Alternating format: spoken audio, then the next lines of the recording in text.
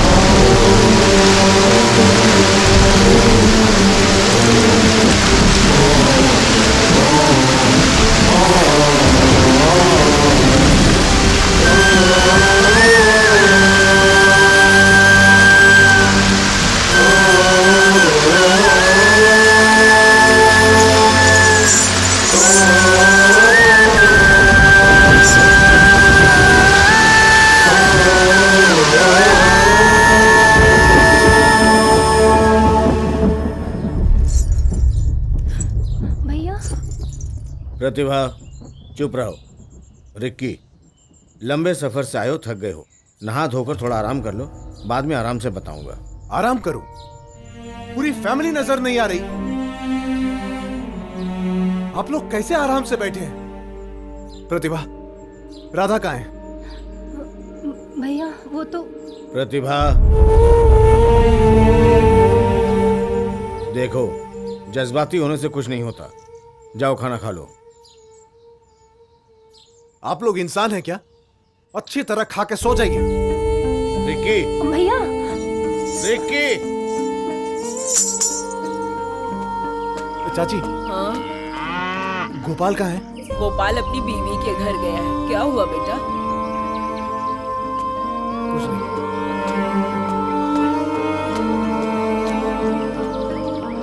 काका, यहाँ जगदीश जी का घर था ना? अरे वो तो सरकारी लोगों ने कब का तोड़ दिया, उसके बाद मुझे कुछ पता नहीं। महावीर भाई के बेटे श्रीकांत से मिलो, सारी बात पता चल जाएगी। 15 दिन में एक बार पिता से मिलने आता है, इस गुरुवार को आएगा। ये कोर्ट किसी काम का नहीं है। ये कोर्ट किसी काम का नहीं है। सरकार के ऊपर से लोगों का भरोसा उठ चुका है। सीज वालों ने एक और गांव के आदमी का घर उजाड़ दिया। इंसाफ दिलाने में सरकार सफल नहीं हुई और सरकार को मिला नक्सल वालों का करारा जवाब।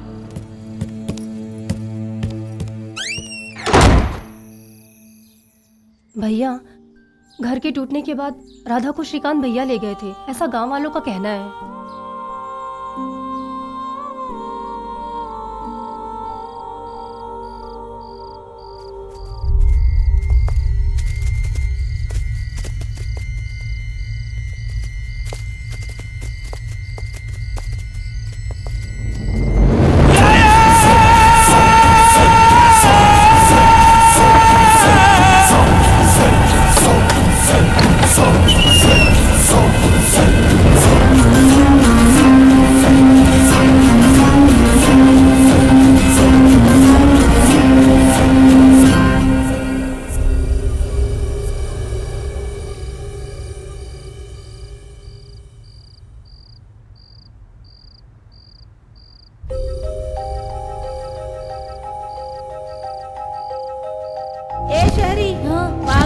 निशान पड़ जाएगा, ये देखो।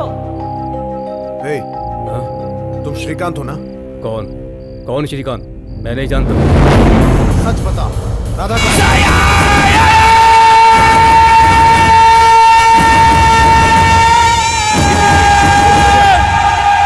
नहीं, ये गांव में अभी नया आया है।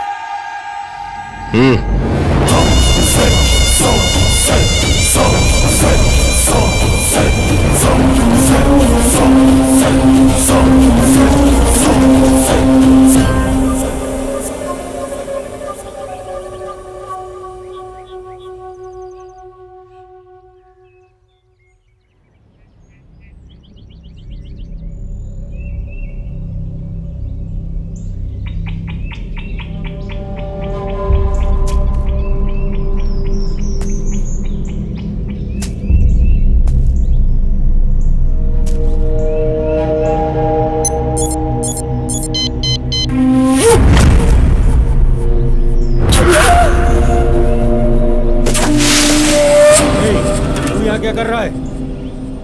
ए, तू कौन है? पहले तू बता।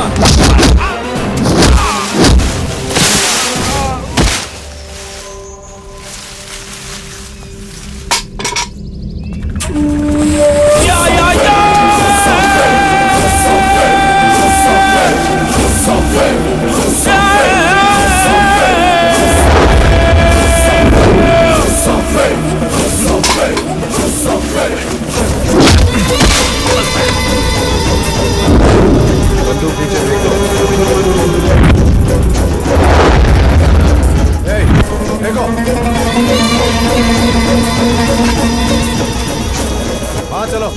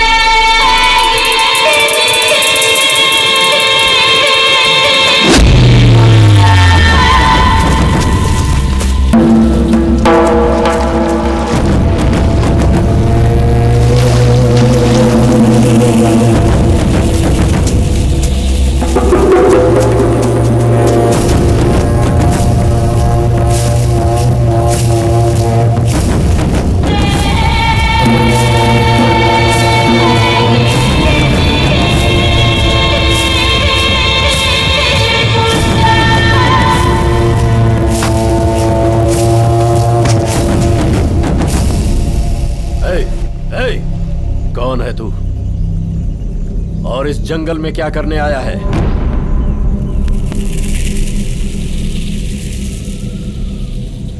एक डरपोक कुत्ता भी अपने मोहल्ले में खुद को शेर समझकर दूसरों पर भौंकता है। वही औकात है तुम लोगों की भी। ये जंगल तुम लोगों के बाप की जागीर है।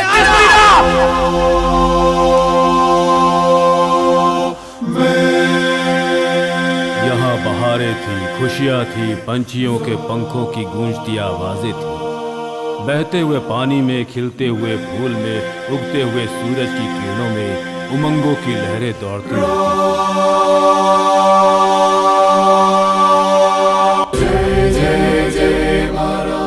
अब यहाँ करुणा नहीं है, प्रेम नहीं है, यादें नहीं है, मृत्यु का कोई भय भी नहीं है तो बस न्याय और अधिकार पाने के लिए मेरे अंदर से निकलती ज्वाला।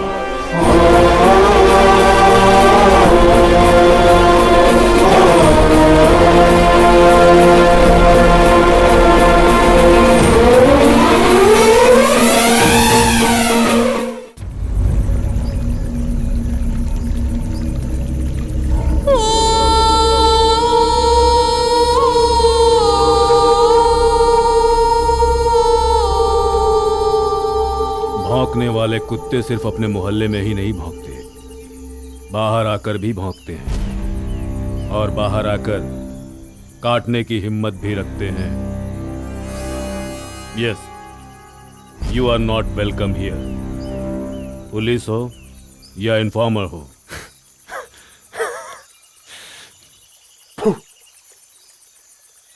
शनि को यहाँ लाने के साथ साथ उसे सर पर बिठाकर खातिरदारी कर रहे हो।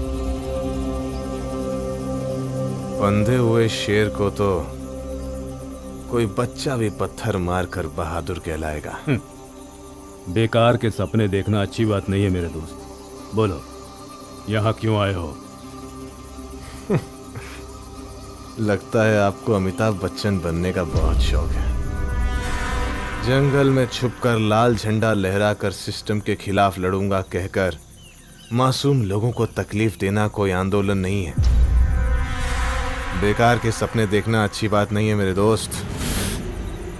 हिम्मत है तो पार मिल।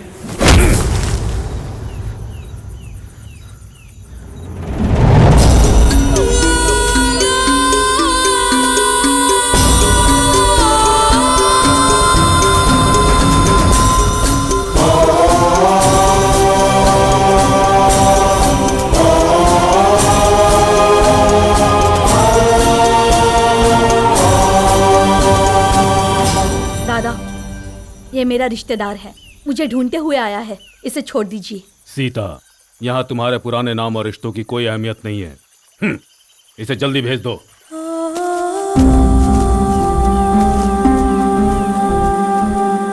रिकी आओ, बैठो।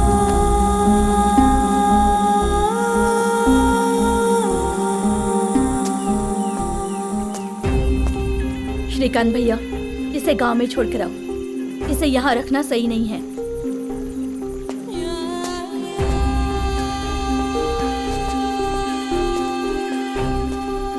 रिकी, चलो तुम्हें गांव पहुंचा देता हूँ।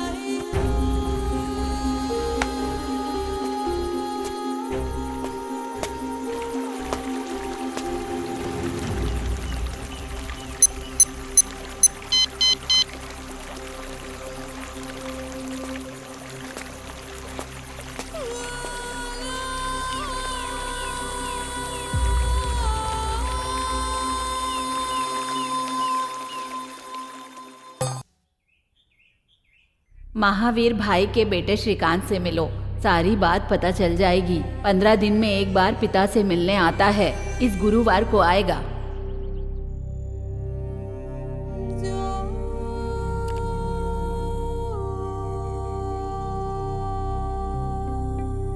हेलो एंटी नक्सल फोर्स।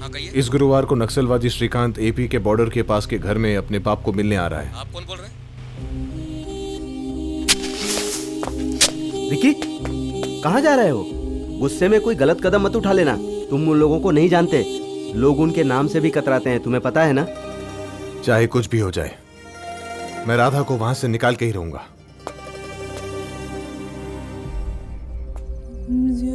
गांव वालों को जंगल से दूर रहने को कहना। जंगल में आग लगने वाली है।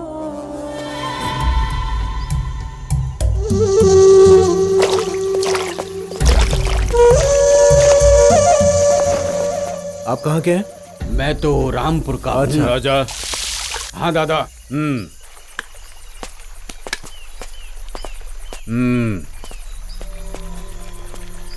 शेर और चूहे की कहानी सुनी है ना? जाल में फंसे हुए शेर को चूहा बचाता है, इसलिए शेर चूहे को अपनी गुफा में बुलाता है क्या? मेहरबानी नाम की चीज की एक्सपायरी डेट होती है। समय के साथ साथ सब कुछ बदल जाता है। फिर मैं और आप क्या चीज हैं? आप लोगों की इतनी मदद की, कम से कम थैंक्स तो बोल देते। समय से बड़ा कुछ नहीं, समय ही तय करता है कि समय किसका है। थैंक्स। समय हमारा है, ज्यादा शान पट्टी मत कर। वो तुम्हारा पीछा नहीं छोड़ेगा। तुमसे मिलने के लिए, तुमसे बात करने के लिए मौका ढूंढता रहता है। बार बार उसका यहाँ आना तुम दोनों के लिए ही खतरनाक है।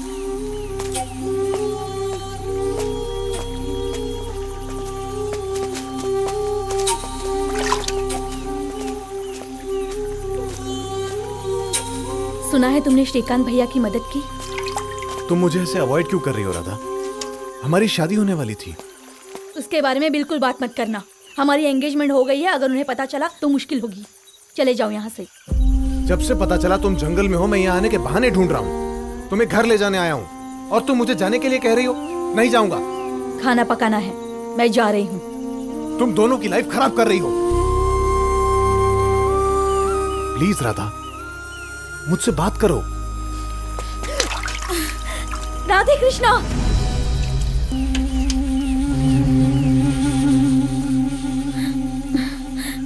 शाम को नदी के पास मिलना।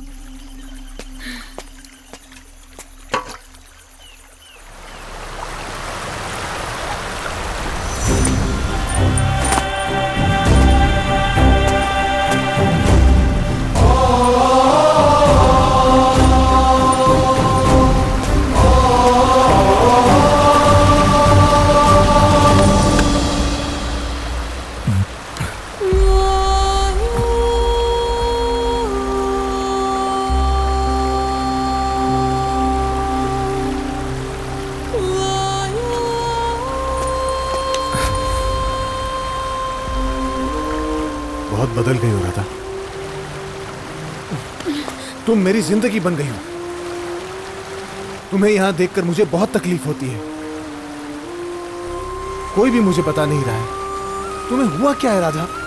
इतना बड़ा कदम उठाने से पहले मेरे बारे में नहीं सोचा? कुछ तो बोलो राधा।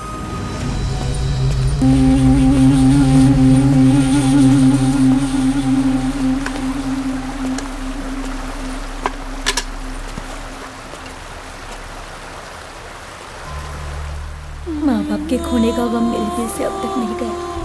कहते हैं कि मुसीबत के वक्त इंसान तो क्या, कभी कभी भगवान भी साथ छोड़ देता है।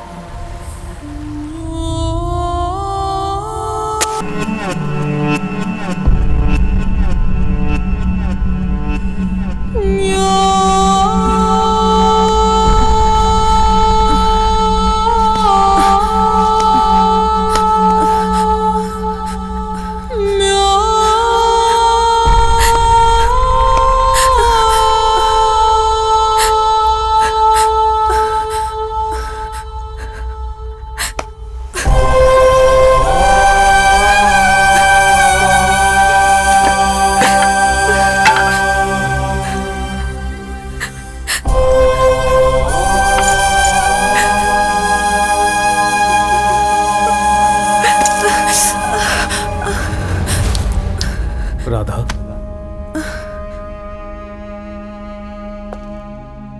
लहू का एक कतरा धरती पर पड़ा, आसमान हुआ लाल। दर्द को एक नई वजह मिली, दहकते सीने से उठी क्रांति। अन्याय सहकर हो रही है इंसानियत की मौत, बदल रहा हर एक आदमी। कब तक सहेंगे जुल्म और सितम, दहकते सीने से उठी क्रांति। ना है खुशियां, ना है मन में शांति। अब है हमारा एक ही लक्ष्य, हाथ के बदले हाथ, आंख के बदले आंख और खून के बदले खून। लाल सलाम।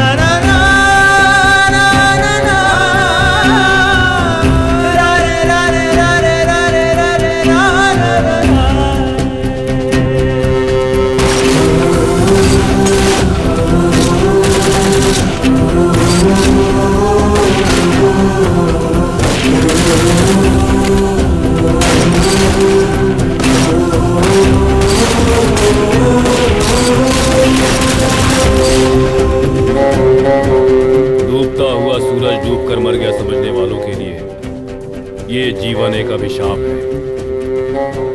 अंधेरे में दम तोड़ने वाली मौत को सही कफन या कब्र भी नसीब नहीं। डूबा हुआ सूरज फिर से उगता है। तुम्हारी आंखों में होना चाहिए बदले की ज्वाला, गम के आंसू नहीं। तुम्हारी जिंदगी बर्बाद करने वाले लोगों को जवाब देने के लिए तुम्हें अपने अंदर की राधा को मारना होगा। उठाओ बंदूक और चलाओ ऐसे गोली जिससे हमेशा के लिए समाज के दुश्मन हमें याद रखें।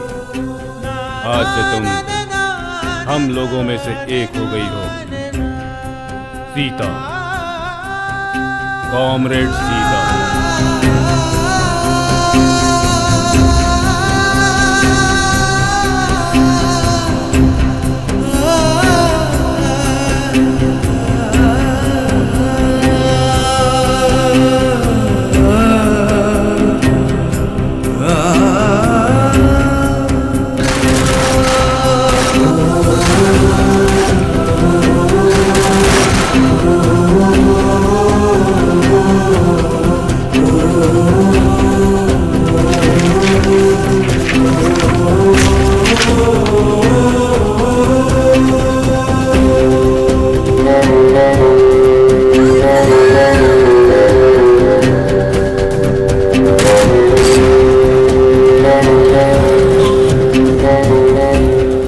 दादा, केशव ने हमारे आदमियों को धोखे से पुलिस के हाथों मरवा दिया। उसकी जान लिए बिना मैं चुप नहीं रहूंगा। राजेंद्र, तुमने बहुत लोगों का खून बहा दिया है। हमारी लड़ाई उन लोगों से नहीं है। अगर हम ऐसे ही करेंगे तो हमारे सारे साथी कब्र में दफन हो जाएंगे। केशव को मारने से ही सबके दिलों में हमारे लिए दहशत पैदा होगी। चलो रे राजेंद्र, चलो।